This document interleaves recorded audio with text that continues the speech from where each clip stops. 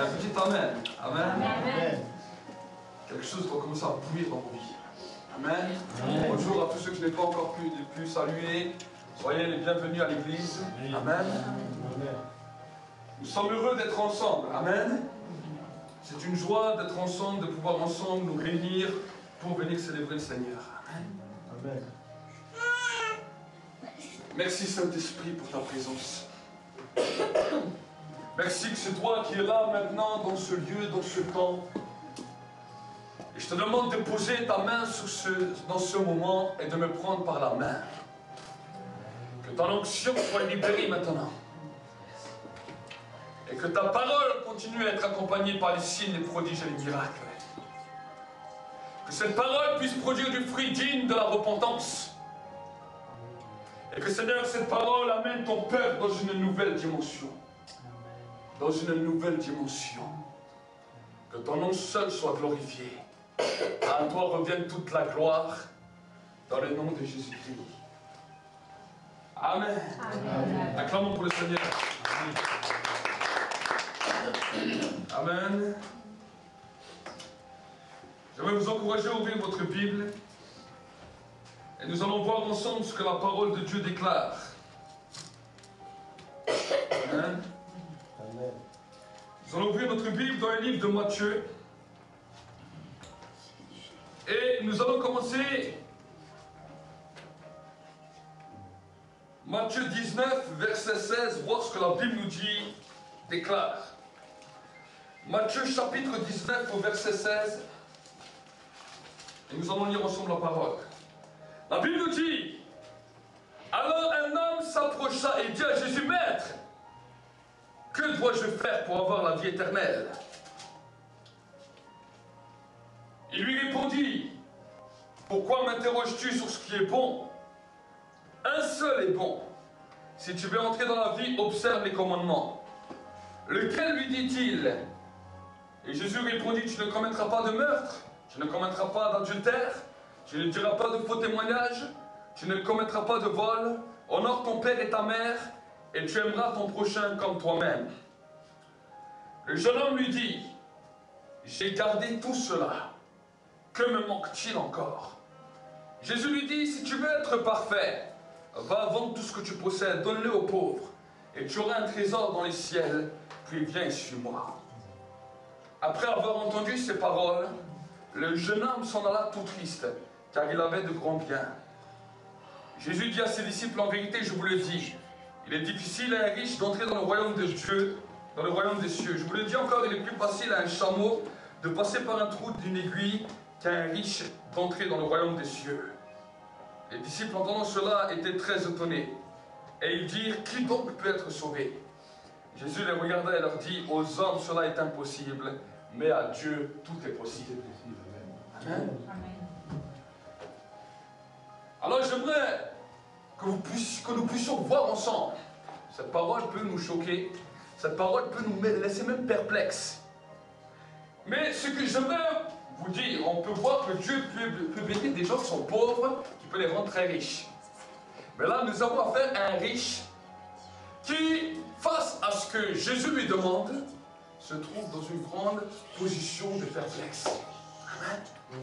Souvent, nous pouvons être comme ce jeune homme. Peut-être que le Christ ne nous demande pas de tout abandonner, de tout lâcher, mais les choses que Dieu nous demande laissent souvent ce goût amer dans la vie des hommes. Pourquoi? La Bible nous dit dans le livre des prophètes que quand l'Éternel a demandé au prophète de manger le rouleau, il a dit à sa bouche, la parole, le rouleau avait le goût du miel. Mais quand il est descendu dans ses entrailles, il est devenu amer. Et j'aimerais vous dire que la parole de Dieu a toujours ces deux effets. La parole de Dieu aura toujours un effet goût au palais, goût à notre première façon de penser. Mais alors que cela arrive dans notre âme, cela va nous laisser un goût amer. Parce que notre âme a des pensées contraires aux pensées que Dieu a. Amen. Et c'est pour cela que quand le peuple juif prépare l'agneau au temps de la Pâque, ils mettent toujours des herbes amères avec. Parce que la parole est toujours accompagnée par les herbes amères. Des choses qui vont déplaire à ton âme. Vous savez, Dieu n'a rien contre les richesses. Dieu peut même te rendre très prospère. Ce n'est pas la richesse seulement qui va t'empêcher d'aller au ciel. Mais Dieu savait que le jeune homme riche avait un Dieu qu'on appelle l'argent. Est-ce que vous savez? Le Dieu de ce jeune homme riche était l'argent. Et il faisait du bien autour de lui, pas parce qu'il aimait Dieu, mais parce qu'il aimait l'argent. Est-ce que vous savez? Et Jésus savait que le Dieu de ce jeune homme riche était l'argent. C'est pour cela que quand il est venu vers lui, il lui demande, mais pourquoi m'interroges-tu sur ce qui est bon? Parce que le jeune homme riche avait un problème. Il faisait tous les commandements du Seigneur. Mais à cause de l'idolâtrie de sa richesse, il était empêché de connaître le mystère pour entrer dans le royaume des cieux. Est-ce que vous savez? Dieu n'a rien contre quand tu as l'argent. Parce que même si tu as de l'argent, si même Dieu te dit donne, tu vas donner. Si tu aimes Dieu. Mais le jeune homme, quand le Seigneur est venu, lui a dit donne, alors il a dit il ne peut pas. Parce qu'il avait de grands biens. Et il est parti triste. Est-ce que vous savez? Je suis sûr que s'il aurait donné, le Seigneur l'aurait peut-être béni encore plus. Il aurait eu encore plus de récompenses. Mais il n'a pas compris ce que le Seigneur lui donnait. Vous savez, c'est l'évangéliste Billy Graham qui dira la chose suivante. Chaque fois que Dieu enlève quelque chose à un homme, il lui donne quelque chose de plus grand. Est-ce que vous savez? Chaque fois que Dieu t'enlèvera quelque chose dans ta vie, il te donnera quelque chose de plus grand. Amen. Et vous savez, quand j'étais en train de me poser la question, puisque nous étions à Kems, nous avons vu beaucoup de choses, beaucoup de personnes étaient venues. Et quand le Seigneur m'a dit lundi, c'est le dernier, demain, c'est le dernier jour que je serai là-bas. Au début, je me suis posé beaucoup de questions. J'ai dit au Seigneur, mais j'accepte, même si je ne comprends pas. Et quand j'ai dit cela à Dieu, quelques jours après, j'ai vu les choses que Billy Graham a dit. Chaque fois que Dieu enlève quelque chose, il te donne quelque chose de plus grand. Amen. Amen. Amen. Amen. Des fois, nous ne comprenons pas toujours pourquoi Dieu nous demande. Mais chaque fois que Dieu nous demande et qu'on obéit, Dieu te donnera toujours quelque chose. Amen. Amen. La compréhension de notre âme, des fois, nous bloque. La compréhension, des fois, de notre âme nous paralyse. Parce que la pensée de l'homme est éloignée de la pensée de l'esprit. Amen. Et c'est pour cela que nous avons besoin. C'est pour cela que beaucoup de gens ont combattu la dimension avec le Saint-Esprit. C'est pour cela que la religiosité a combattu le Saint-Esprit. Parce que l'homme n'aime pas les choses de l'esprit. On aime sentir son corps vibrer. On aime sentir un peu l'onction, on aime sentir les choses, mais quand la parole de Dieu est libérée par le Saint-Esprit, cette parole fait trembler le cœur de l'homme. La Bible nous dit alors que le peuple d'Israël sont allés voir Moïse, ils ont vu les signes, ils ont vu les prodiges, c'était émerveillés. Ils ont dit, Moïse, c'est merveilleux tout ce qu'on voit. Tu nous ouvres la mer, tu nous ouvres, tu vas devant le Pharaon avec un bâton, tu fais fléchir le Pharaon. Il a dit, nous aussi on va entendre Dieu, nous aussi on veut vivre de telles choses. Moïse a dit, il n'y a pas de problème. Je vais prier à Dieu. Et si Dieu me donne l'accord, vous allez tous vivre la même chose. Et Moïse allait présenter cette requête devant l'Éternel au mont Sinaï. Et quand il a présenté cette requête, le Seigneur a dit, il n'y a pas de problème, ils vont vivre la même chose. Tu demandes au peuple de se purifier pendant 3 jours, de jeûner pendant 3 jours. Tu dis aux hommes de ne pas s'approcher de femmes, et à la trompette, au moment donné, tu leur dis de s'approcher de la montagne, mais de ne pas toucher la montagne. D'abord, je vais voir si ce qu'ils ont dit est réel avant qu'ils puissent monter sur la montagne. S'ils touchent la montagne, ils vont mourir. Parce qu'ils sont seulement au premier niveau. Ils ne peuvent pas encore avancer plus loin, parce que maintenant je vais tester, voir s'ils sont prêts à monter. Pour ça, il a dit à Moïse, il n'y a que toi qui peux monter, Josué. Parce que de tout le peuple, il n'y a que vous deux qui êtes prêts. Les autres ne sont pas encore prêts. Maintenant, on va voir le test pour voir si quand ma gloire descend, ils vont être prêts. Et le peuple était prêt. Imaginez plus de 5000 personnes qui se présentent dans une montagne prêtes à entendre, à recevoir la gloire de Dieu. Et la Bible nous dit, au son de la trompette, la nuée est descendue. La gloire de Shekinah est descendue jusqu'à par terre. Et là, Dieu a commencé à parler. Ce qu'on peut lire dans la Bible, c'est que tout le monde est parti en courant, en hurlant, ils sont cachés. Et ils ont hurlé. Ils ont dit que Dieu ne nous parle plus, sinon on va mourir. qu'il parle à toi et ensuite on décidera. Pourquoi le peuple a fait ça? Souvent on lit ça mais on ne comprend pas. Là, je vais vous expliquer pourquoi le peuple a fait ça. Imaginez le peuple qui est là. Alors dans ce peuple, il y a le voleur, il y a le menteur, il y a l'adultère, il y a l'arnaqueur, il y a tout genre de personnes. Et à ce moment-là, la parole de Dieu vient.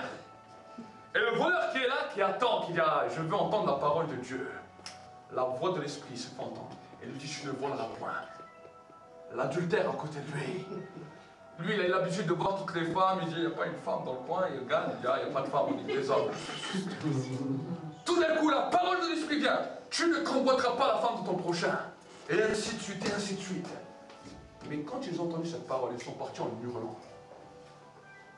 Ils ont dit on va mourir si Dieu continue à nous parler. Dieu ne vient pas pour nous caresser les oreilles et nous dire des choses qu'on aime entendre. Là, ce que j'aime avec Dieu, c'est que s'il te trouve menteur, il va te traiter de menteur.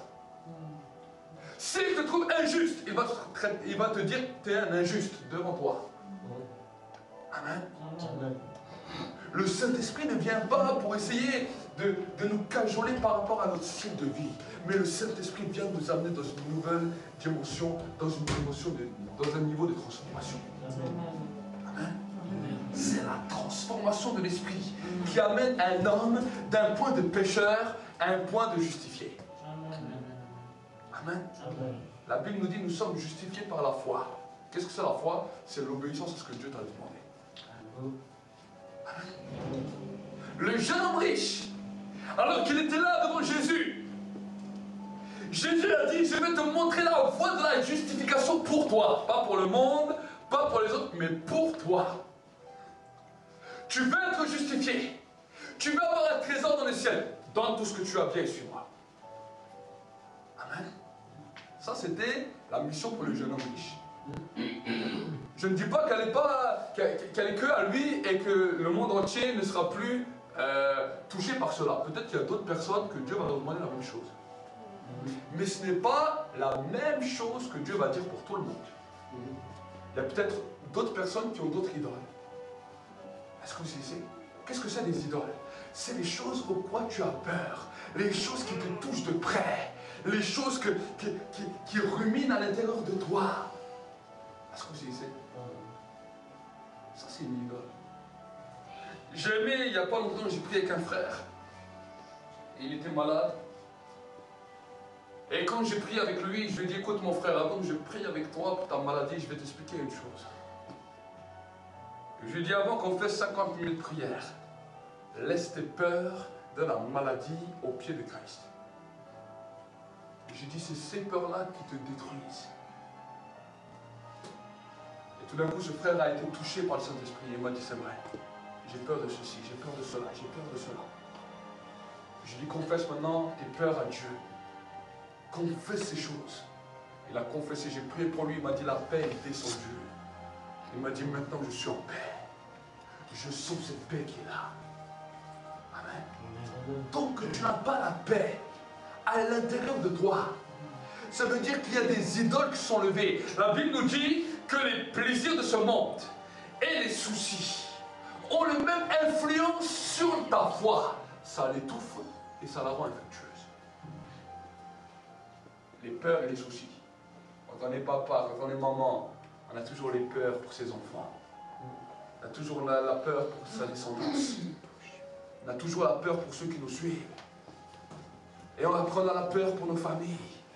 Et on a la peur pour notre mari, pour notre épouse. Des peurs qui nous sont propres. Mais Jésus a dit, celui qui ne hait son père, sa mère, son mari, sa femme, ses enfants plus que moi n'est pas digne de moi. Amen.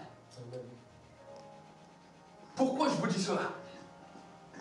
Parce que ces choses-là ne doivent pas être en nous un souci qui ronge notre foi, qui la détruise et qui la rend infructueuse.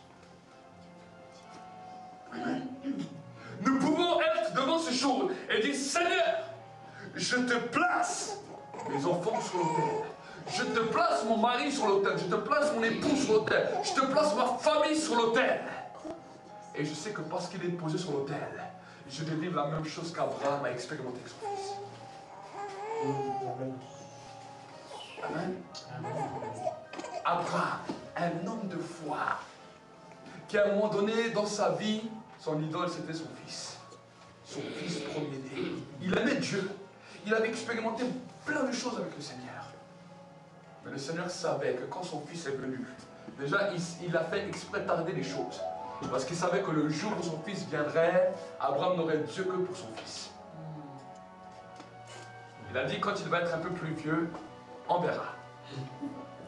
Est-ce que vous savez? Et Abraham attendait. Alors Abraham, en attendant, avait d'autres idoles. Dieu lui avait dit, je vais te faire prospérer. Alors Abraham s'est attaché à la prospérité. C'est même à cause de cette attache que cela l'a amené en Égypte et qu'il a menti. Quand il est arrivé en Égypte, il a menti pour recevoir des biens.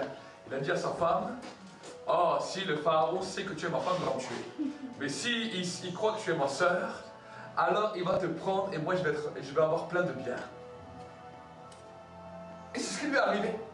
Il avait bien calculé les choses. Au point que même quand le pharaon tombe sur ce mensonge, Abraham n'a rendu aucun bien. C'est ça qui lui a amené Agar. Amen. C'est ça qui lui a amené Agar. Agar était dans tous les présents du pharaon. Mais vu que Abraham a aimé les richesses, a aimé toutes les choses que le pharaon lui a données, il n'y a rien rendu au pharaon. Il a dit, ok, tu me rends ma femme, mais moi je garde tous les biens avec tous les servantes. Et Agar était parmi. C'est ça qui a causé après un problème. C'est ça qui lui a causé un problème. Agar était dans les biens. À cause de l'idolâtrie. Amen.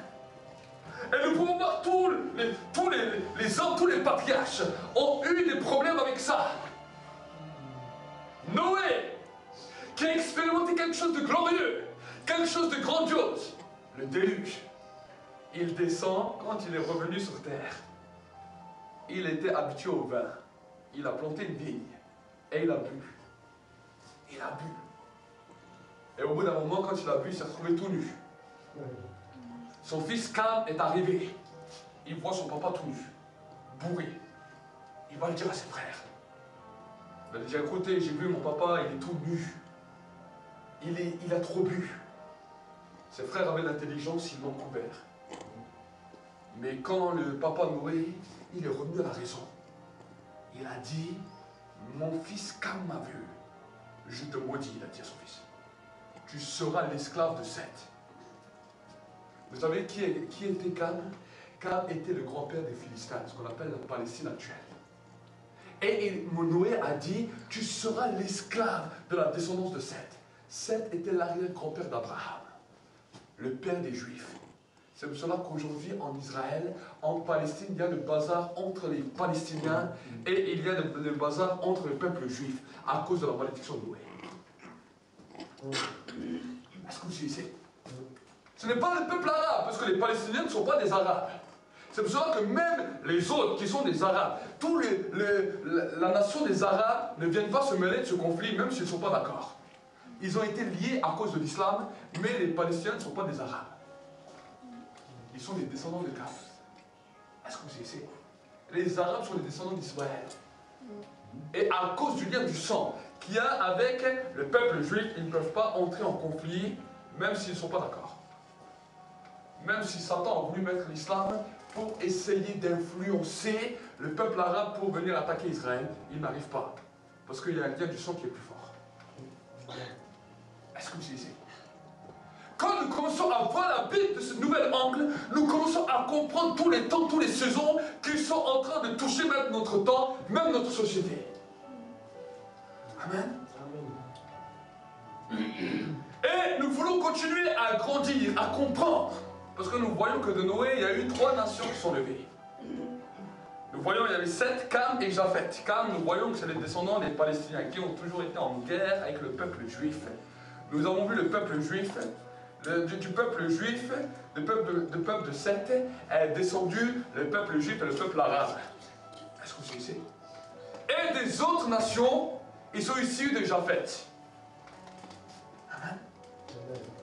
C'est là que tantôt ils peuvent évoluer, tantôt ils sont écrasés en fonction de la courbe. Mais le peuple juif, Et le peuple arabe et palestinien ont toujours été les sujets de l'actualité depuis des siècles. Pas seulement d'aujourd'hui, depuis des siècles. Ça a été le sujet de l'actualité à cause de la parole du patriarche Noé. Amen. Et nous voyons que chaque homme de Dieu, Dieu leur demandait chaque fois quelque chose qui allait leur faire mal. Quand il a parlé à Abraham, à un moment, il a dit, marche devant ma face et sois intègre. Il a dit ça à Abraham. Parce que vous voyez qu'Abraham, malgré qu'il marchait pour Dieu, il était une fois comme ça, une fois comme ça, une fois comme ça, une fois comme ça. En fonction de ses intérêts, il était intègre. Si son intérêt touchait, il changeait. Des fois, on est aussi comme ça en tant que chrétien. On a l'impression des fois qu'on est des super chrétiens, des super spirituels, et tout. Mais des fois, on est comme Abraham. On a nos intérêts. On dira peut-être que non, Dieu, il veut peut-être faire comme ça. Et puis non, et on arrondit un peu les angles pour notre propre bien. Mais nos propres biens sont des bonnes choses que Dieu te donne pendant un moment, mais qui amènent un problème plus tard. Amen. Amen. Et alors que Isaac était né, il voyait la promesse. Abraham chérissait son fils. Il donnait tout son savoir à son fils. Il aimait son fils. Et un jour, Dieu lui dit, je veux que tu me donnes ton fils, ton unique. Celui que tu aimes. Je veux que tu me donnes ça. Abraham lui dit, ah bon? La Bible ne nous dit pas qu'Abraham a tout de suite accepté. On ne dit pas quel a été le procès d'Abraham. Abraham n'en a pas parlé à son épouse. Attends Dieu. Et à un moment donné, il est parti. Il a amené le fils sur l'autel. Il a ligoté son fils. Il a mis son fils sur l'autel, sur le brasier. Et il a pris le couteau. Et il a voulu égorger son fils. Mais un ange l'a arrêté. Et il lui a dit, maintenant je sais que tu me crains. Amen. Amen. Voilà comment Dieu agit. Chaque fois qu'il va te demander quelque chose que tu dois donner. Amen. Amen. Au moment où tu passes à l'action, il t'arrêtera. Il te dit, je sais que tu me crains et je te donnerai plus. Amen. Amen. Moi j'ai compris cela. Le jour où mon premier fils est né, vous savez, chez nous, le premier fils, c'est quelque chose d'une fierté. Et quand mon premier fils est né, il est né au 6e mois, il avait le canal artériel qui était ouvert, la veine du cœur qui était ouverte. Et à cause de cela, son cœur prenait chaque fois le réanimer. Et quand il est né, il avait 1,3 kg, il tenait dans mes mains. Aujourd'hui, il est grand, mais il y a quelques années, il tenait dans mes mains. Les docteurs m'ont dit, votre fils va mourir. Votre fils va mourir. Ils étaient 3-4 devant moi. J'ai dit au docteur, vous avez le diagnostic de la terre. Je dis, moi j'ai le diagnostic du ciel. Je dis, cet enfant il va s'en sortir. J'ai commencé à prier, prier, prier, prier. Dieu n'intervenait pas. Dieu n'intervenait pas. Et un jour, alors que je suis en prière, Dieu me pose une question de manière claire et audible. Il me dit, si aujourd'hui je prends ton fils, est-ce que tu vas continuer à prêcher l'évangile? C'est une question qu'il m'a posée. Je commençais à devenir prédicateur, j'étais tout jeune pasteur. Et voilà la question que le Seigneur m'a posée. Moi, je m'attendais à une guérison, et là, je reçois une parole comme ça. J'ai réfléchi pendant 2 jours, 3 jours. J'ai dit à Dieu, tu peux le prendre. Et j'ai dit, après 2-3 jours, le Saint-Esprit m'a fortifié. J'ai dit, tu peux le prendre? J'ai dit, prends-le. Et j'ai dit, moi, je vais continuer. Et je vais continuer à le prêcher. Dieu ne m'a pas répondu le jour même. Plusieurs jours sont passés. Après 14 jours, un jour, j'avais le petit sur moi. La médecine ne confirmait rien dedans. Et le jour où je l'avais sur moi, le Seigneur m'a dit, jusqu'à aujourd'hui, la médecine n'a rien confirmé de bon sur ton fils. Mais pour te prouver que je suis Dieu, j'ai guéri ton fils. Les docteurs m'ont confirmé le miracle. Le jour d'après, les docteurs sont venus, ils ont fait des examens, ils étaient tellement choqués qu'ils lui ont fait un 2e examen. Ils m'ont dit, monsieur Zouach, est-ce qu'on peut vous parler? Je dis oui. Ils m'ont dit, on n'a aucune explication médicale sur le rétablissement de votre fils. J'ai dit, ça c'est le miracle de Dieu. Le docteur me dit lui-même, je suis un homme athée, je ne crois pas en Dieu. Mais ce que je vois, je peux seulement dire que c'est un miracle. Et j'ai commencé à comprendre combien de situations difficiles les hommes passent.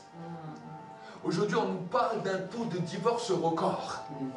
Aujourd'hui, on nous parle d'un taux de délinquance chez les jeunes record. Les jeunes commencent de plus en plus tôt. Et le pire, c'est que ça touche même les foyers chrétiens. Pourquoi? Parce qu'une tonne d'idoles sont là. Les enfants sont devenus une idole. Le mariage est devenu une idole. Toutes les choses sont devenues une idole. Et la Bible nous dit que le vent va venir tout secouer pour voir quelle est sur la bonne fondation. Le mariage de tout couple, même chrétien ou non, va être secoué. Si ton mari est une idole, si ta femme est une idole, ton mariage sera un désastre. Et tu as beau essayer de chercher à droite, à gauche, le remariage, sur remariage, tout.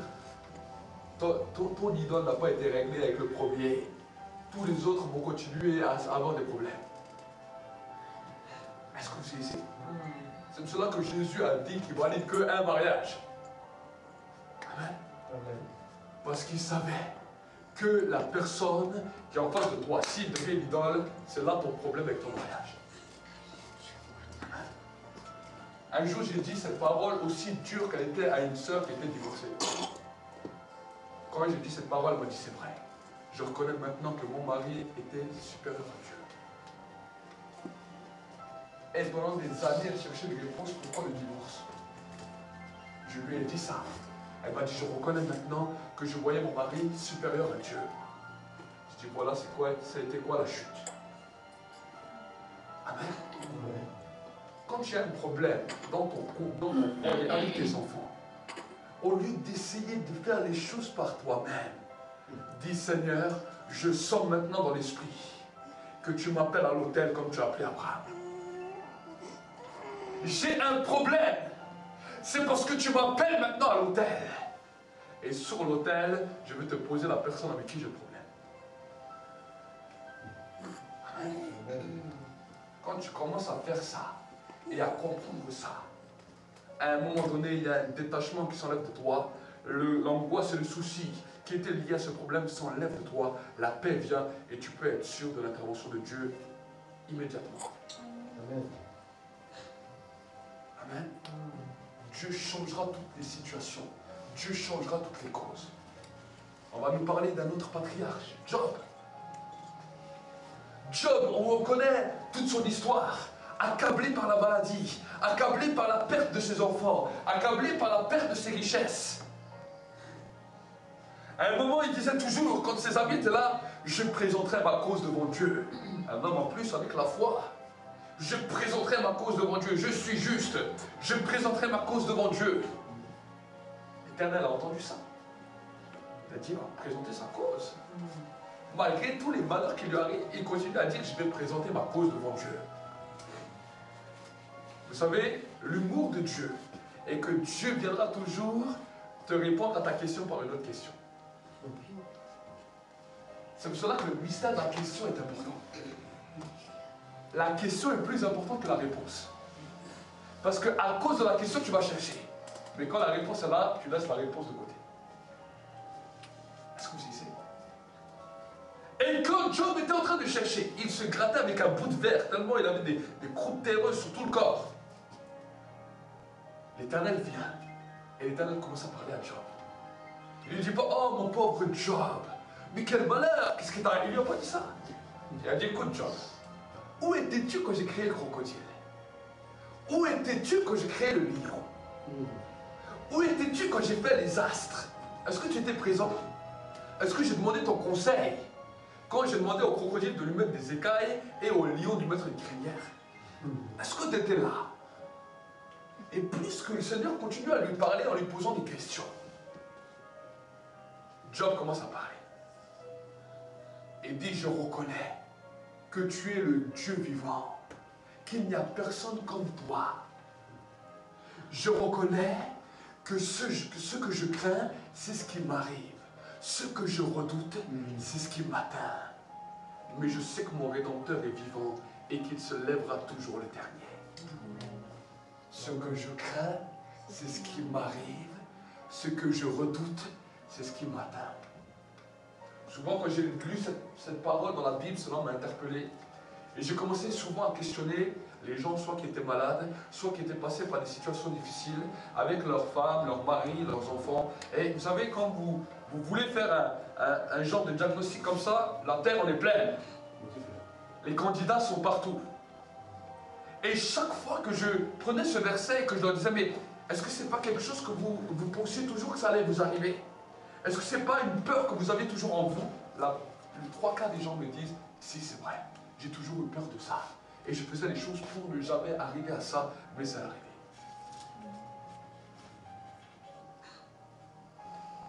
J'ai eu peur de telle maladie, je faisais toutes les choses pour ne pas avoir cette maladie, et cette maladie est venue.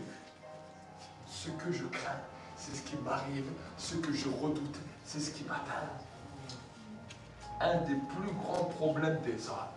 Et quand on devient chrétien, on ne traite pas ces choses. On a eu des peurs, on a eu des angoisses, on a eu toutes sortes de choses dans nos vies, déjà dès l'enfance.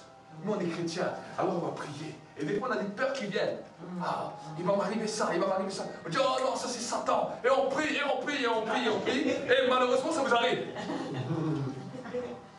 Vous vous êtes consacré pour Dieu dans les jeûnes, la prière, pas parce que vous aimiez Dieu, à cause de la peur. Terrible. Vous avez amplifié ça dans le monde spirituel. Vous avez tellement eu peur que ça s'est approché, ça s'est approché. Et plus vous priez, plus vous avez peur, plus ça s'est approché, au bout ça vous a touché. Est-ce que vous savez? Au lieu simplement de faire la chose inverse, dire Seigneur, avant de prier et de louer, je viens devant toi, j'ai des peurs, j'ai ça comme peur, j'ai ça comme peur, je pose cela sur l'autel, je veux me débarrasser de ces peurs, parce que c'est avec cela que le diable vient me détruire. Pour pouvoir résister au diable, vous devez avoir enlevé la peur d'abord en vous. Amen. Si la peur est là, la peur des maladies, la peur des problèmes, vous allez dire je vais combattre Satan, Satan vient avec une autre peur et vous agrandit la peur. Et toi, plus que tu vois la peur, plus tu commences à trembler des pieds, trembler des mains. Ah!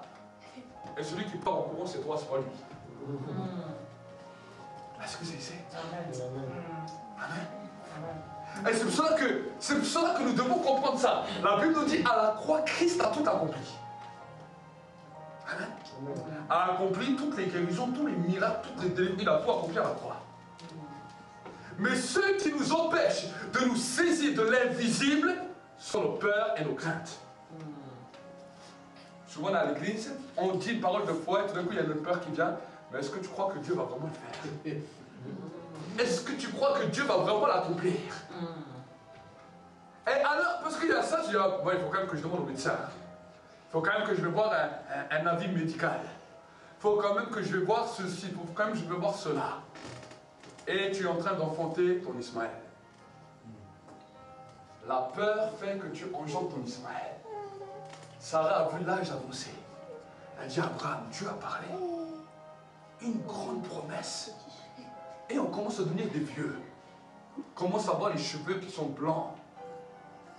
Moi, je ne suis plus trop fertile pour avoir des enfants. Et toi, tu deviens un vieux. Tu t'imagines si tu n'arrives pas?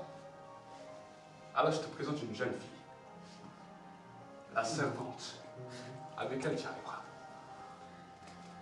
C'est comme ça. C'est la peur de Sarah qui a amené ça.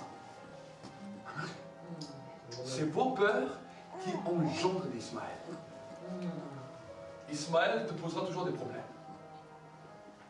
Je n'ai jamais vu quelqu'un qui avait été touché par la maladie, par les infirmités, par toutes sortes de choses. Ça ne leur pose pas de problème. Ça pose des problèmes à tout le monde. Surtout en tant qu'être humain. Ça pose des problèmes dans la santé, ça pose des contraintes, toutes sortes de contraintes viennent. Aujourd'hui, si je vous donne ce message, ce n'est pas pour vous accuser. C'est pour changer de mentalité, pour détruire la racine qui vous tenait en bas et pour que quand cette racine est brisée, vous puissiez savoir comment combattre. Amen. Peu importe l'âge, il n'y a pas d'âge pour expérimenter la guérison, pour expérimenter le miracle. Mais après, il faut garder cela. Et il faut grandir dans cette dimension. Il faut saisir un autre miracle. Un miracle amène à un autre miracle. Amen. Une guérison appelle à une autre guérison. Une restauration appelle à une autre restauration. Amen. Le miraculeux de Dieu amène à un autre miraculeux. Amen. Amen. Et c'est pour cela que quand des gens saisissent cela, Si vous voyez un petit peu dans l'église, il y a des gens qui saisissent les miracles. Quand tu commences à saisir des miracles, ils les saisissent les uns derrière les autres. Et les autres qui ne comprennent pas ce qui se passe à côté vont dire mais ils sont jaloux. Parce qu'eux ils disent mais moi j'arrive pas à saisir cela. Comment lui il arrive à saisir un derrière l'autre? Un miracle appelle un autre miracle. Amen. Une guérison appelle une autre guérison. Amen. Une restauration appelle une autre restauration. Amen. Amen. Des fois c'est le corps qui est touché le premier, des fois c'est l'âme qui est touché le premier. Mais quand le processus commence et que la personne saisit cela dans l'esprit, des fois il ne sait pas comment il le saisit. Il l'a saisi parce que voilà, il était tellement découragé qu'il a tout lâché. Des fois dans le découragement on lâche tout. La pression est tellement grande qu'on lâche tout. Et qu'on dit bah Seigneur, voilà, si je dois partir, je dois partir. Et ça donne Dieu l'agir. Amen. Quand moi-même j'étais sur un lit d'hôpital en 2012. J'étais sur un lit d'hôpital. Plusieurs fois j'étais passé à côté de la mort. Mais là, à ce moment-là, je m'en souviens, je suis allé au restaurant avec deux frères responsables de l'église. On a commencé à manger. Tout d'un coup, ma tête a commencé à tourner. Ma main est devenue glacée. Et à partir de ce moment-là, j'ai rendu tout ce que j'ai mangé. Et j'avais une douleur terrible à mon estomac. Je ne pouvais plus manger. Le dimanche, je suis quand même allé prêcher. Je mangeais un petit peu, mais après, je n'arrivais plus à manger. J'avais des douleurs terribles. Je ne suis pas allé à l'hôpital. J'ai dit, j'ai confiance en Dieu. Et lundi est passé, mardi est passé, mercredi est passé. Mercredi matin, le Saint-Esprit me réveille à 4 h du matin. Et il me dit, réveille ta femme, dis-lui, t'amener à l'hôpital. Je dis, ah bon? Je suis allé à l'hôpital. Il me dit, réveille ta femme. Moi, j'ai réveillé ma femme à 4 h du matin. Je lui dis, amène-moi à l'hôpital. Et quand on était sur le chemin pour aller à l'hôpital, je dis à ma femme, si je vais à l'hôpital, c'est pas pour qu'un médecin m'opère. Je dis, c'est pas pour qu'un médecin me dise toutes les paroles. Je n'écouterai pas les paroles des médecins. Mais j'attends un message de la part de Dieu à l'hôpital. J'attends que Dieu m'en parle à l'hôpital. S'il m'envoie à l'hôpital, c'est parce qu'il veut me dire quelque chose. Ma femme m'a regardé, elle n'a rien compris. Elle a dit, il est fou. Je l'amène à l'hôpital pour que Dieu lui parle. Il ne peut pas lui parler à la maison. Je dis, Dieu, il m'attend là-bas. C'est l'endroit où il veut me parler. Amen. Je suis rentré à l'hôpital, j'avais tellement de douleur qu'on m'a mis sous morphine. Et là, on a commencé les examens. Alors d'abord, c'était l'appendicite. Après, c'était pas l'appendicite, c'était la bile. Après, c'était une hépatite. Après, c'était pas une hépatite, c'était un cancer. Et les docteurs disaient diagnostic sur diagnostic sur diagnostic. Et chaque fois qu'ils me disaient un diagnostic, je le regardais, je souriais. Je dis, moi, j'ai un Dieu qui guérit. Amen. Le docteur me regardait comme ça. Il ne savait pas si c'était l'effet de la morphine ou il ne savait pas quel genre de patient il avait devant lui. Et je disais à ma femme, je dis, je m'en fous de ce que les docteurs me disent. J'attends la parole de Dieu. Mercredi comme ça. J'ai rencontré après d'autres pasteurs qui étaient couchés, on a prié ensemble, on a pu prier pour d'autres malades. J'ai vu des malades qui, à un moment, avant de rentrer au scanner, on me place une personne qui est en fin de vie. Je lui prêche l'évangile, elle se convertit avec moi sur le lit d'hôpital. On était tous les deux couchés, elle donne sa vie à Jésus. Et je continue à dire à ma femme, j'attends la parole de Dieu. Amen. Tout le temps que j'étais à l'hôpital, je disais ça. Et à un moment donné, on m'a amené au scanner, on m'a passé dans le scanner, on m'a mis un produit là, tout chaud, là, qui te chauffe tout le corps. Et on m'a mis dans une genre de bulle tout le corps et on m'a fait un scanner au total. Et quand on m'a sorti de ce scanner, mon épouse vient, elle a un peu les larmes aux yeux. Elle me dit, c'est moi qui est censé venir t'apporter la parole que tu attends de la part de Dieu. Dieu m'a parlé pendant que tu étais là-bas. Et elle me dit la parole. Je dis à mon épouse, je dis, ah voilà, c'est ce que j'attendais. J'ai dit, maintenant mon temps à l'hôpital est bientôt fini. J'ai dit, je suis venu pour entendre cette parole à l'hôpital. Le soir, je suis allé me coucher. Et avant que j'aille me coucher, le docteur est venu. Résultat du scanner, c'était le jeudi soir. Il m'a dit, voilà monsieur Zouache, le résultat de notre scanner, vous avez une poche d'eau qui est sur votre estomac. Cette poche d'eau, on doit vous la ponctionner.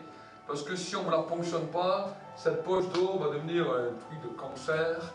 Parce que quand vous allez manger, tout va remonter, ça va aller dans les poumons et vous allez mourir. Il m'a donné un diagnostic comme ça.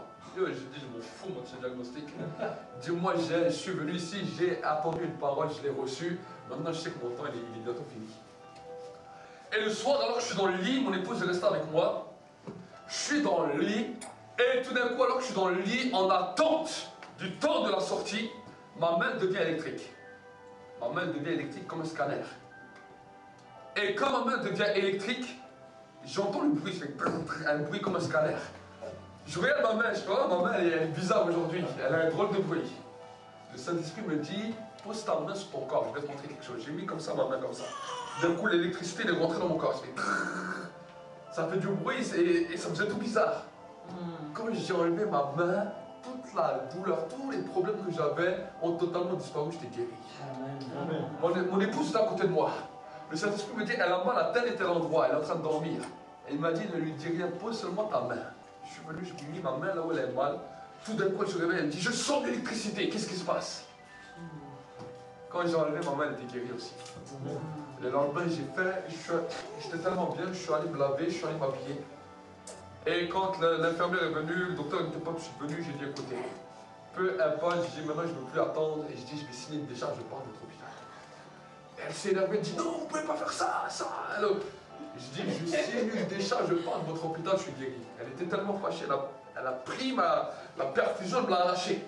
Elle ne me l'a pas enlevée, elle me l'a arrachée, il y a vraiment la peau qui se levait. Je suis sorti. J'ai amené mon épouse au magasin. J'ai dit, maintenant, on va voir c'est qui Dieu le plus fort, si c'est Dieu ou Satan. Satan, il a dit, si je mange, je vais mourir. Dieu m'a dit que je suis guéri. J'ai acheté un gros paquet d'M&M's. J'ai pas mis un M&M's dans la bouche, j'ai mis toute ma main dans le paquet d'M&M's, j'ai bourré ma bouche.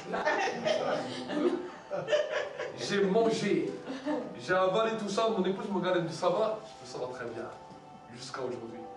Amen. Amen. Nous avons un Dieu. Et un jour, alors que j'étais en prière, le Saint-Esprit m'a parlé. Il m'a dit, tu sais, je vais te dire quelque chose. Si tu serais resté à l'hôpital et tu aurais cru la parole des médecins là-bas, il m'a dit, cette parole t'aurait tué. Est-ce que vous saisissez? Il m'a dit, la parole des docteurs t'aurait tué. Mais parce que tu savais que ma parole allait être donnée, voilà ce qui a été la clé de ton succès. Amen. Le docteur vous dit ça et ça, on doit faire des examens, on doit faire ceci, on doit faire cela. Si tu vas dans un endroit, ne va pas pour entendre la parole d'un homme, mais dis, Seigneur, si je dois aller dans un endroit, c'est pour entendre ta parole. Amen. Amen. Si je vais quelque part, c'est parce que tu as un message à me donner. Et tant que ton message n'est pas là, peu importe tout ce que les hommes vont dire, je réfuterai toutes ces paroles. Amen. Ça, c'est quelque chose que vous devez comprendre. Parce que souvent, une parole vous amène une peur, crée une peur dans vos vies. Et la plus grande des peurs que l'homme a, c'est la peur de la mort. Parce que la Bible nous dit que le dernier ennemi que chaque homme va vaincre et va devoir vaincre, c'est la mort, même les chrétiens. Qu'est-ce que c'est la mort? Le jour où tu quittes cette terre. Et malheureusement, bon nombre de personnes, même des chrétiens, ils ont peur de la mort. Même les gens qui me disent, oh, j'ai pas peur de la mort. Si tu parles vraiment avec eux, ils sont face à un docteur qui leur a dit ça et ça, tout d'un coup, ils ont peur. Je vois beaucoup de malades à l'hôpital. Quand ils sont face à la réalité, la peur est là. Amen. Mais le psalmiste David a dit dans le livre des psaumes, même si je marche dans la vallée de l'ombre de la mort, je ne craindrai aucun mal, parce que tu es avec moi. La vallée de l'ombre et de la mort. Une vallée dans laquelle nous allons tous un jour passer. Pourquoi l'apôtre Paul a dit que le dernier ennemi qu'on aura à vaincre, c'est la mort? Si tu es en train de fortifier ta foi aujourd'hui, à travers les épreuves, des fois à travers les difficultés, tu fortifies ta foi pour vaincre un seul ennemi à la fin. Amen. Amen. Si même aujourd'hui, il y a certains combats que tu as loupés, ne loupe pas le dernier combat. Si la mort vient et te dit, je vais t'emmener avec moi, tu dis, oh mort, où est ta victoire? Oh mort, où est ton aiguillon? Amen. La mort a été engloutie par la vie. Amen. Et si je quitte même cette terre, c'est pour aller au paradis. Amen. Amen. Amen. Amen. Amen. Pourquoi je vous dis ça? Parce que la mort, c'est ce qu'elle dira. Aujourd'hui, la maladie, les problèmes disent ça. Un problème vient chez toi et te dit, je t'emmène avec moi. Où est ta foi? Une maladie vient, je t'amène avec moi. Où est ta foi? Un problème vient, je t'emmène avec moi. Où est ta foi? Elle dit, ah oui, c'est vrai, c'est mon problème. Ne poussez plus comme ça. Dis, écoute-moi problème, écoute-moi maladie. C'est vrai que j'avais peur de toi. Et que c'est à cause de cette peur que tu as eu de l'influence sur ma vie. Mais avant de commencer à te combattre, je remets cette peur à Dieu. Tu dis, Seigneur, j'ai peur de telle et telle situation. J'ai peur de ci, j'ai peur de ça. Quand tu as remis ta peur à Dieu, retourne-toi contre le problème. Dis, viens maintenant. Tu n'as plus de puissance sur moi. La peur qui était activée sur ma vie à cause de toi est disparue. Et je vais faire comme David. Je me positionne devant mon Goliath. Je vais prendre la pierre de la foi. Et je vais commencer à la tourner pour atteindre le géant en plein feu. Amen. Goliath a fait peur avant de combattre. Si personne n'aurait vu Goliath, les enfants d'Israël se seraient battus pour aller battre Goliath. Dieu nous dit qu'il y a un géant qui veut venir se battre avec nous. Tant qu'on ne l'a pas vu, ils avaient la foi. La Bible nous dit que quand il tapait le bouclier par terre, la terre tremblait. S'ils n'auraient pas vu, la foi serait été forte. Tout le monde serait battu pour aller combattre Goliath. Parce qu'ils ne l'ont pas vu. Et dans le feu de l'action, quand ils se mettent au combat, même s'il est grand, ils ne le voient pas. Mais le peuple philistin savait que s'il montrait d'abord Goliath au peuple, avant de lancer le défi, le peuple allait trembler. Le diable le sait, que s'il vient t'attaquer par une maladie ou par toutes sortes de choses, avant que tu aies entendu un diagnostic médical, avant que tu aies entendu une parole des hommes, tu aurais pu attaquer ça. Mais dès que la parole des hommes a été donnée, cela a créé une peur en toi, une angoisse en toi, dans lequel le diable te dit maintenant, je le tiens. Est-ce que vous savez? Et dans toutes les situations, c'est pareil. Les divorces, les problèmes avec les enfants, tout c'est pareil. Les gens tombent des nues, tombent de leur chaise quand les problèmes commencent à arriver. Ils disent, je ne sais pas d'où ça vient. Je ne sais pas d'où ça vient. Amen. Alors que si tu commences à dire, Seigneur, même si je ne sais pas d'où ça vient, la peur vient dans mon cœur. Arrête-toi un instant. Traite cela avec Dieu. Dis, Seigneur, cette situation m'a fait peur. Mais tu as dit que même si on a peur, on doit te donner cette peur. Cette peur, si je vais au combat avec cette peur, jamais je gagne. C'est pour cela que quand Gédéon a amené le peuple avec lui, il a demandé à tout le peuple, qui a peur? Qui a peur? Il a dit, vous avec les pleurs, je ne peux pas avancer au combat. Il a dit, rentrez chez vous. Amen. Il a dit, les peurs, je ne peux pas. Parce que les peurs, même s'ils sont nombreux, leur peur va contaminer. Est-ce que vous savez? Amen. Amen.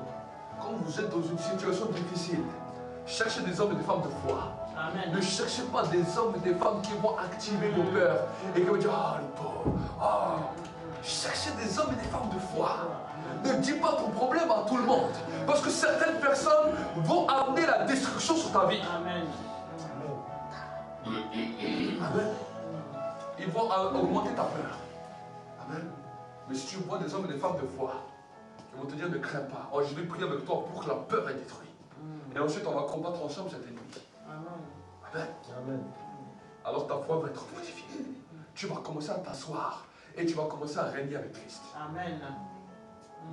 Dieu veut que tu puisses t'asseoir et régner avec Christ. Amen. Il n'y a pas un problème que tu as dans ta vie qui ne peut être résolu. Amen. Amen. Pas une difficulté qui ne peut être résolue. Tout peut être résolu. Mais seulement tu dois savoir comment ton ennemi agit. Amen. Vous savez, alors que Adam et Ève étaient dans le jardin d'Éden, qu'ils ont désobéi à Dieu, la première racine du péché, ça a été la peur. La Bible me dit que Dieu a appelé Adam et Ève dans le jardin. Il a dit, Adam, où es-tu? La Bible nous dit, il s'est caché. Et Dieu lui a dit, mais pourquoi tu t'es caché? Parce que j'ai peur. Parce que je suis nul. Amen. Et des fois, nous sommes comme Adam. J'ai eu peur parce que j'étais sans défense. Imaginez, vous êtes dans une situation difficile.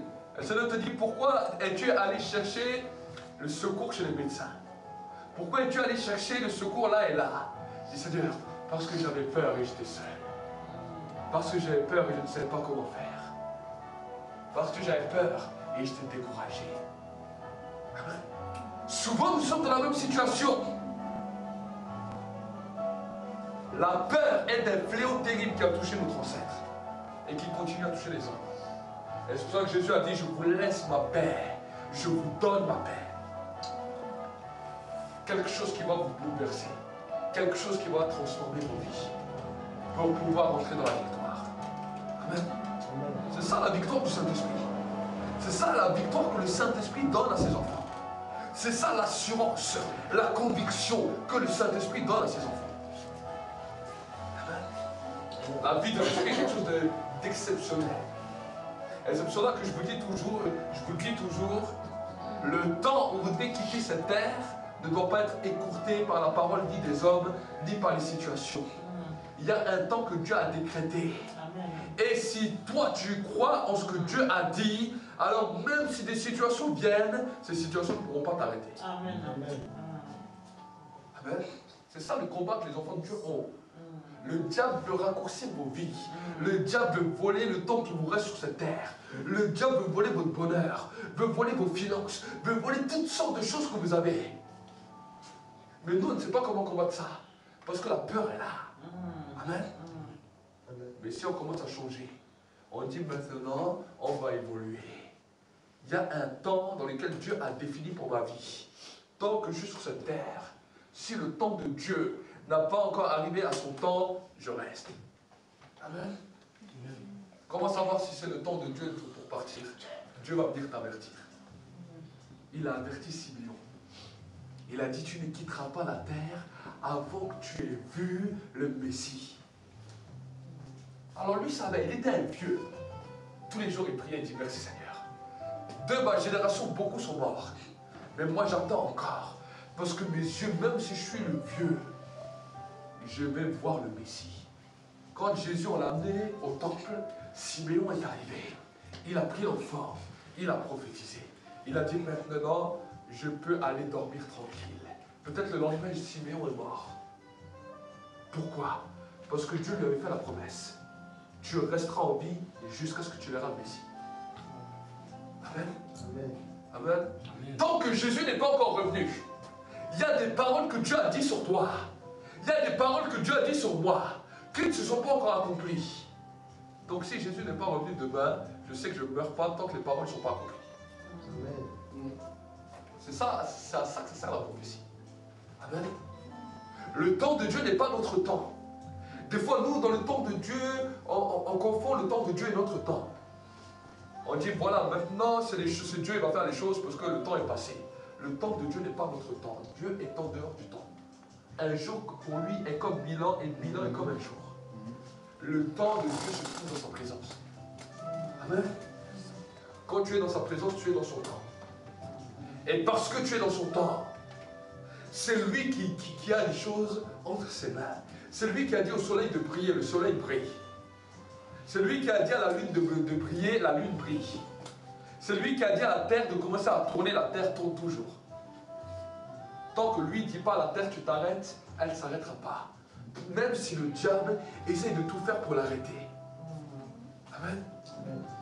Même le diable essaye de dire au soleil arrête de briller, le soleil brille toujours. Amen. Le monde des ténèbres aimerait faire des choses comme ça, ils n'y arrivent pas. Par contre, Josué a pu dire au soleil tu t'arrêtes.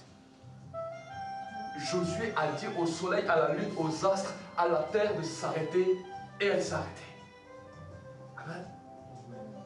Élie a pu dire aux éléments du ciel, tu t'ouvriras qu'à ma parole. Ça lui a obéi. Amen. Dire au ciel, ouvre-toi, ferme-toi. C'est merveilleux. Si nous marchons avec Dieu, Dieu peut nous faire encore une plus belle chose que ça. Amen. Amen. Plus belle chose que ça. J'ai parlé mardi encore du mystère de la création. Dieu a créé le ciel et la terre par sa parole. Et il a créé l'homme à son image, à sa ressemblance. Amen. Dieu a créé tout par le Verbe. Dieu a créé tout par un ordre. Le même ordre qu'il nous l'a donné. Il nous a créé à son image, à sa ressemblance. La même autorité, nous l'avons. Si les animaux sont en train d'être exterminés par la pollution, Dieu attend que l'Église puisse se lever pour ordonner une nouvelle création. Si notre monde est en train d'être détruit par la pollution, l'Esprit de Dieu attend des hommes et des femmes de foi qui se lèvent et qui ordonnent maintenant aux eaux de s'assainir. Les eaux de Jéricho étaient mauvaises. Le peuple était en train d'être détruit à cause des eaux de Jéricho. Et le prophète Élisée a pris du sel. Il a dit, j'assainis ces eaux. Et ces eaux sont devenues pures. Amen. Amen. Des fois, nos communautés, des fois, là où on habite, ils ont des problèmes avec l'eau. L'eau n'est pas bonne, l'eau n'est pas potable. Qu'est-ce que nous on fait? Amen. Qu'est-ce que nous on fait pour pouvoir assainir ces eaux? On a des modèles dans la Bible, des patriarches de foi qui nous ont devancés, qui ont fait des actes. À l'époque, ils devaient les prendre pour un fou, il vient avec du sel. C'est quoi ça? Un homme vient avec du sel, avec un plateau de sel. Il appelle le maire de la ville, il appelle les adjoints, les délégués. Votre eau est mauvaise, il vient avec un plateau de sel. Il dit, mais qu'est-ce qu'il est en train de faire? Ce que Élisée a fait devant tout le monde. Des fois, on regarde ça et on dit, ah oui, c'est beau. Mais c'est ça qu'il a fait. Il les a tous convoqués. Il a dit, venez avec moi. Il va à la source. Il prend le sel, il jette. Il dit, maintenant, buvez. Les gens, ils ont dit, ah, non, on ne boit pas, elle n'est pas bonne. On a fait des examens. Élisée a dit, je vais boire. Ils attendent 1 heure, 2 heures. Il n'est pas mort. Viens, on refait d'autres examens. Ils refont d'autres examens et voient que l'eau, elle a changé. Est-ce que vous ici? Mais nous, on est limités. Des problèmes sont tout autour de nous. Amen. Des situations sont tout autour de nous et nous, on rentre dans le moule.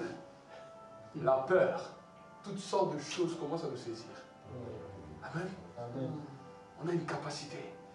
La création est en train d'être détruite. Mais la Bible nous dit que la création soupire à la révélation des fils de Dieu. Amen. C'est ça la révélation. Amen. Quand j'entends des fois dans la télé une espèce, on voit des distinctions. Alors on commence à déclarer que cette espèce commence à être renouvelée. Et après tu peux entendre dans les informations, on a retrouvé tout d'un coup une espèce, ah là-bas. Tout d'un coup de la montagne, ils sont sortis, on ne sait pas d'où ils sont. Des nouvelles créatures. Amen. Amen. Moïse a pris du sable devant le pharaon. Il a dit, regarde le sable, je vais le jeter en l'air. Ils vont changer en moustique. Pharaon il dit impossible. Il a pris le sable, il a jeté en l'air. Des milliers de moustiques sont venus. Les magiciens, quand ils ont vu ça, ils ont dit, nous on a un pouvoir. Mais le pouvoir de la création, créer des grenouilles, créer des fourmis, créer tout ça, nous on ne peut pas faire ça. On peut changer un bâton au serpent. On peut essayer de falsifier les choses. Mais la création, comme Moïse fait, on ne peut pas faire. On reconnaît que le droit de Dieu est contre nous. Amen. Amen.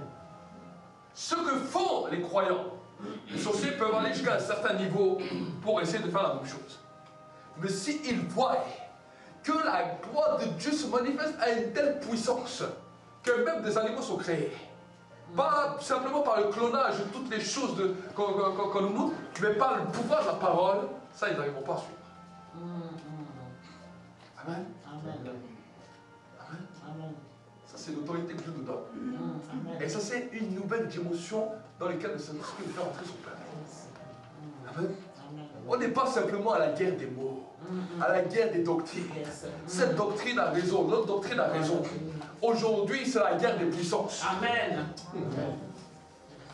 Amen. La guerre des puissances. Quand le peuple était en esclavage en Égypte, il y avait la guerre des mots. Nous, on est la descendance d'Aaron. Lui, il est la descendance de ceci. Lui, il est la descendance de cela. Nous, on a raison. Nous, on adore Dieu comme ça. Mais ils étaient tous esclaves. C'était pas la puissance des mots qui devait changer. C'était pas la puissance de l'invocation qui devait changer. C'était la puissance de Dieu qui devait entrer en action. Amen. Amen. Parce que le pharaon était connu comme la puissance mondiale de l'époque. Comme la puissance autoritaire de l'époque. pour faire fléchir ce royaume, il fallait la puissance de Dieu. Amen. Amen. Pour faire fléchir les puissances des Illuminati, les puissances des francs-maçons, les puissances des francs-maçons, des Rose-Croix, des occultes, ce n'est pas simplement une doctrine qui va les faire fléchir. C'est la puissance du Saint-Esprit qui va les faire fléchir. Parce que la peur va saisir leur vie. Amen. Amen. Jusqu'à aujourd'hui, ils ont rigolé parce qu'ils ont entendu beaucoup de doctrines. Mais ce n'est pas la puissance de la doctrine qui va les faire fléchir, c'est la puissance du Saint-Esprit. Amen. Amen. Amen. Amen. Eux, ils font des sacrifices pour avoir de la puissance. Nous, on a eu un sacrifice parfait qui nous a donné toute puissance. Amen. Amen. Un sacrifice parfait qui nous a donné toute puissance. Mais avec cette puissance, on passe à côté de tout. On est encore dans les premiers stades parce qu'on n'a pas compris les dimensions de Dieu. La peur a détruit, la peur nous a rongés, le souci nous a anéantis et la parole de Dieu perd sa puissance. Amen. Mais quand on commence à enlever ça, la Bible nous dit un grain qui tombe dans une terre travaillée, dans une bonne terre, un grain va rapporter 10, l'autre 20, l'autre 30, l'autre 100, l'autre 1000, l'autre 10 000. Amen. Qu'est-ce que c'est une terre travaillée? Une terre dans laquelle la peur est enlevée, les mauvaises herbes sont enlevées. Vous savez, un paysan avant de planter, il va labourer son champ, il va retourner pour enlever toutes les mauvaises herbes, pour enlever tout ce qui pourrait venir détruire la bonne semence. Et quand cela est fait, il laisse cette terre reposer un certain temps, le temps de l'hiver, pour que cette terre maintenant puisse bien recevoir la graine. Ensuite, il pose la graine, il referme cela, et cela produit du fruit. Amen.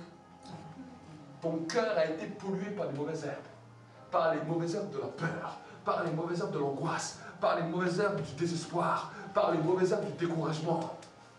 Amen. Et toi, tu veux porter du bon fruit avec ces mauvaises graines. Arrache cela. Arrache cela par la parole. Dépose cela à l'autel. Que ton cœur maintenant soit retourné totalement.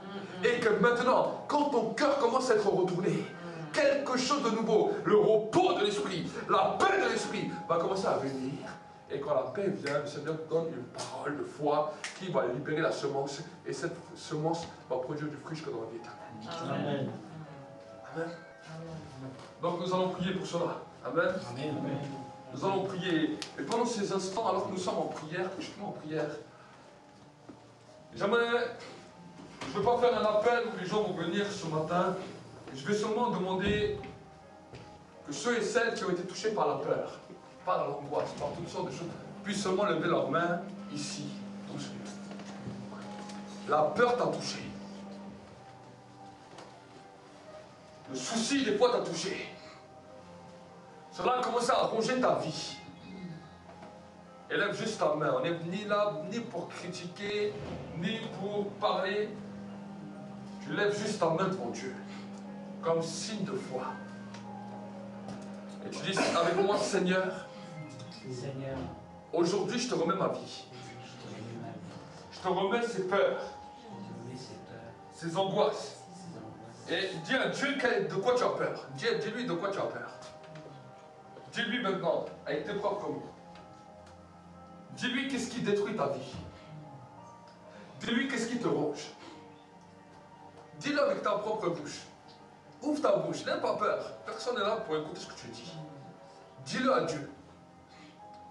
Quelque chose va se casser dans le spirituel. Quelque chose va être brisé dans le monde visible et invisible. Parce que tu es en train d'attaquer un problème à la racine. Quelque chose de puissant, l'onction est là. Alors que je suis en train de parler, je sens l'onction qui est là. Parle à Dieu. Je laisse un temps. Je mets la musique un peu. Ceux qui seront aussi dans les ordinateurs, dites ta peur à Dieu.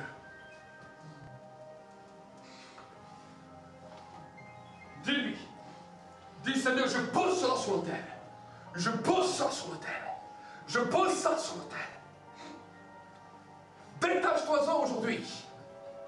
Que les chaînes maintenant soient brisées ce matin. Que les chaînes maintenant qui rendent la parole de Dieu infructueuse soient brisées ce matin. Soient brisées. Au nom de Jésus. Dis Seigneur, Quand tu as fini, tu dis avec moi, Seigneur, aujourd'hui, j'ai compris d'où venaient mes combats. Et maintenant que je t'ai posé ça sur l'autel, je veux entrer dans le combat contre mon ennemi, contre celui qui venait me détruire, contre celui qui voulait venir me briser. Et je déclare ce soir le temps de ma liberté.